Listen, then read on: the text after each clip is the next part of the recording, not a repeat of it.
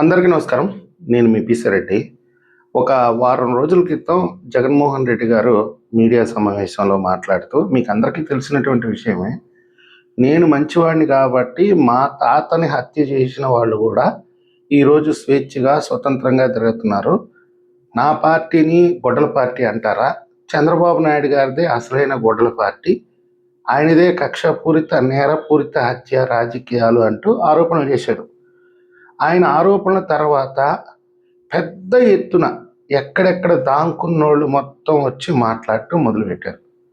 గతంలో బీటెక్ రవి గారు, ఆదినారాయణ రెడ్డి గారు చాలామంది వాళ్ళ కుటుంబం గురించి మాట్లాడుతూ ఉంటే మనం ఏదో కొన్ని విషయాలను తీసుకొని ఎప్పుడైనా వైఎస్ఆర్సీపీ నుంచి చంద్రబాబు నాయుడు గారి మీద దాడి చేసినప్పుడు మనం వాటిలోంచి కొన్ని అంశాలతో దాడి చేసేవాళ్ళం. మీ కుటుంబం ఇలాంటిది, మీ చరిత్ర ఇలాంటిది అని చెప్పి దాడి చేసేవాళ్ళమే. అదే ప్రజలకు కూడా తెలుసు. కాకపోతే ఈ వారం రోజులుగా బయటకు వస్తున్నటువంటి విషయాలను కానీ ఒక్కసారి మనం ఆలోచిస్తే, అయ్య బాబోయ్, నేను నిజంగా చెప్తున్నాను, నాకైతే డ్రాపులు పడిపోయినాయి. ఒక్కొక్క అంశం గురించి వాళ్ళు మాట్లాడుతూ ఉంటే ఇంతకుముందు ఎప్పుడూ కూడా అంత స్పష్టంగా ఆధారాలతో సహా, ఫోటోలతో సహా పయ్యావుల కేశవ్ గారు కొన్ని ఫొటోస్ రిలీజ్ చేసి ఒక కుటుంబాన్ని రాత్రికి రాత్రే లేపేస్తే, చిన్న బిడ్డలు పసిబిడ్డలు అని కూడా చూడకుండా, ఆడ లేదు, మగ లేదు, ముసలి లేదు, ముతక లేదు, లేపేస్తే ఆ సంఘటన గురించి ఆయన వివరిస్తున్నప్పుడు మనం ఏమనుకున్నాము? పార్టీ పరంగా ఆయన ఆరోపణలు చేస్తున్నాడులే, ఇందులో వాస్తవం ఎంతో అవాస్తవం ఎంతో అనుకున్నాం.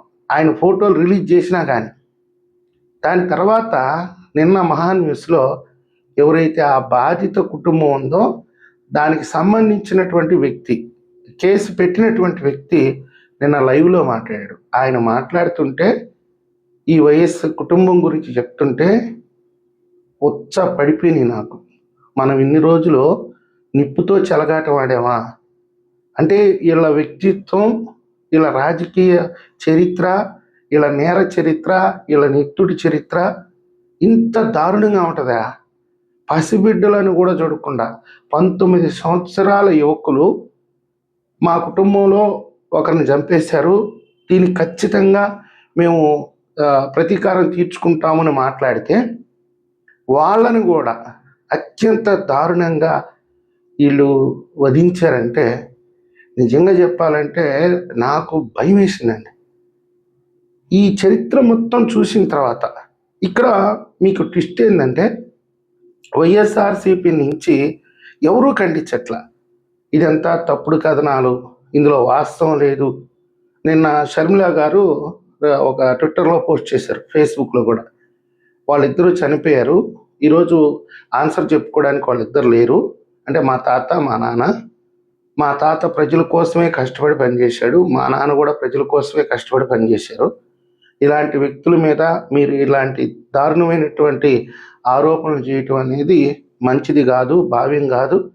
తెలుగుదేశం పార్టీ దీని గురించి ఆలోచించుకోవాలి అని చెప్పి ఫేస్బుక్లో ఒక పోస్ట్ పెట్టారు.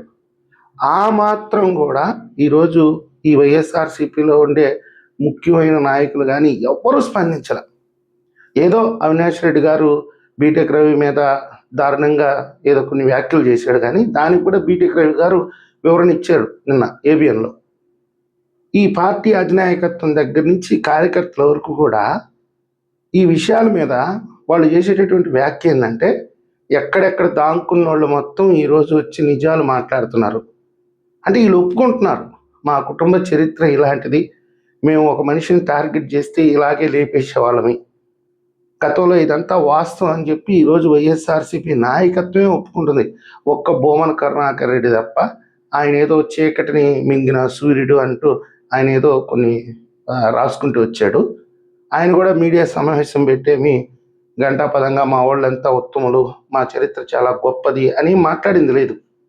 మొత్తం మీద జగన్మోహన్ రెడ్డి గారు అంత ఆషామాషిగా అయితే ఈ వ్యాఖ్యలు చేయలేదు అనేది నాలాంటి వాళ్ళకి అర్థమవుతుంది. ఎందుకు చెప్తున్నానంటే, ఒక్కసారి మా చరిత్ర తెలుసుకోండి, మేము ఎలాంటి వాళ్ళమో తెలుసుకోండి, ఇకనైనా ఒళ్ళు దగ్గర పెట్టుకొని మాట్లాడండి మా గురించి. ఈ విషయంలో మాత్రం నిజంగా నేను భయపడ్డానండి. ఓయమ్మా! ఇలాంటి వాళ్ళా వీళ్ళు? వీళ్ళ గురించా నేను మాట్లాడింది ఇంతకాలం? ఇకనైనా సరే చాలా జాగ్రత్తగుండాలి. అన్ని రకాల వర్గాల వ్యక్తులకి జగన్మోహన్ రెడ్డి గారు ఒక వార్నింగ్ ఇచ్చాడు. మన నోటి గుండానే వాళ్ళ చరిత్రను చెప్పిచ్చాడు. ఇంకొక పాయింట్ ఏందంటే, జగన్మోహన్ రెడ్డి గారు మంచివాడు కాబట్టే ఈ పాయింట్‌ని కూడా నేను యాక్సెప్ట్ చేస్తున్నాను. లేదంటే 53 రోజుల పాటు చంద్రబాబు నాయుడు గారు జైల్లో ఉన్నప్పుడే ఆయన కేల్కతం దుకాణం బంద్. అచ్చెన్నాయుడు గారు ఇంకా ఎంతమందినైతే గృహ నిర్బంధాలు చేశారో, అక్రమ అరెస్టులు చేశాడో, ఆ లిస్టులో ఉండేటటువంటి రఘురామకృష్ణరాజు గారు వీళ్ళందరూ కూడా అధికార కోటింగులు ఇలాంటివే అనుభవించారు. కానీ రాజారెడ్డి ఆ పందాలోనే కానీ జగన్మోహన్ రెడ్డి గారు కానీ నడుచుకొని ఉండుంటే వీళ్ళందరూ ఎప్పుడో టపా కట్టేసి గోడ మీద ఫోటోలు కనిపించాయి మనకి. స్వర్గీయ స్వర్గీయ అని చెప్పుకోవాల్సి వచ్చేది మనం. అది మటుకు వాస్తవం, నేను అంగీకరిస్తున్నాను. జగన్మోహన్ రెడ్డి గారు మటుకు వీళ్ళ కుటుంబ చరిత్ర అంతా మనం ఒకసారి అధ్యయనం చేస్తే, వీళ్ళు చెప్పేటటువంటి వాస్తవ సంఘటనలన్నింటినీ కానీ ఒకసారి ఆలోచిస్తే జగన్మోహన్ రెడ్డి గారే బెటర్ వాళ్ళిద్దరి కంటే కూడా అనేది మనకు అర్థమవుతుంది. ఎందుకంటే ఆ పార్టీలో ఉండే కీలక నాయకులు కూడా ఇది తప్పు అని ఖండించట్లేదు, ఒక్క షర్మిల గారు తప్ప. అంటే దీన్ని బట్టి మనం బాగా అర్థం చేసుకోవాల్సింది ఏంది? వార్నింగ్, నోరు మూసుకొని గమ్మునండి. నా గురించి కానీ నా పార్టీ గురించి కానీ మాట్లాడారంటే మీకు కూడా ఇదే గతి పడుతుంది. ఇక ఇంకా ట్విస్ట్ ఏంటంటే, వీళ్ళు ఇన్ని దారుణాలు చేసిన కాలంలో ముఖ్యమంత్రిగా ఉండింది చంద్రబాబు నాయుడు గారు. ఒక బాధిత కుటుంబం ఆరోపణలు చేస్తుంది. చంద్రబాబు నాయుడు గారే కనుక కఠినంగా వ్యవహరించి ఉండుంటే రాజారెడ్డి గారు, రాజశేఖర రెడ్డి గారు జైల్లో ఉండేవాళ్ళు. ఎందుకో కానీ చంద్రబాబు నాయుడు గారికి ఆ కుటుంబం పట్ల కొంత గౌరవం ఉంది. ఇది గౌరవం అనుకోవట్లా నేను, భయపడి ఉంటాడు. దాన్ని వీళ్ళు కొంతమంది ఏమంటున్నారంటే వక్రీకరించి చంద్రబాబు నాయుడు గారు కూడా ఆ రోజు కఠినంగా వ్యవహరించలేదు. బాధితులు వెళ్ళి చంద్రబాబు నాయుడు గారితో మొరపెట్టుకుంటే ఇమీడియట్గా ఏబి వెంకటేశ్వరరావు సార్ని అక్కడికి ఒక స్పెషల్ ఆఫీసర్గా పంపించాడంట. ఏబి వెంకటేశ్వరరావు సార్ కూడా కొన్ని విషయాల్లో లొంగిపోయాడు అని చెప్పి వాళ్ళు ఈరోజు ఆరోపణలు చేస్తున్నారు. ఆనాడు ఎవరయ్యా అక్కడ ఎస్పీగా పనిచేసిందంటే ద్వారకా తిరుమల గారు. దీన్ని బట్టి మీరు అర్థం చేసుకోండి, అంత పెద్ద ఆఫీసర్లు, తెలుగుదేశం పార్టీ అధికారంలో ఉంది.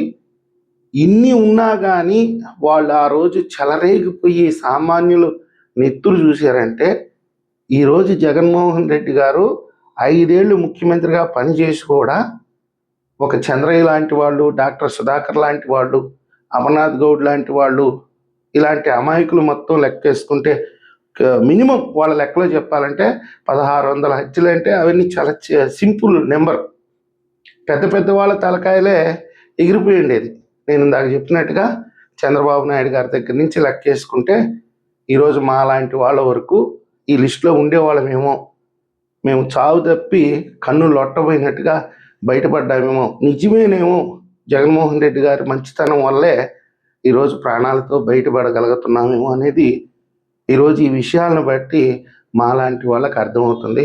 మరి ఆంధ్రప్రదేశ్ ప్రజలు ఇలాంటి వ్యక్తుల్ని రాజకీయంగా ఎలా ఆదరిస్తున్నారు, ఎలా అధికారంలోకి తీసుకొచ్చారు, మళ్ళీ ఈరోజు ఆ పార్టీకి భజన ఎందుకు చేస్తున్నారో, ఏ ఉద్దేశంతో చేస్తున్నారో వాళ్ళ విజ్ఞతకే వదిలేయాలి. ఈ వీడియో మీకు నచ్చినట్టయితే లైక్ చేయండి, సబ్స్క్రైబ్ చేయండి. ధన్యవాదాలు.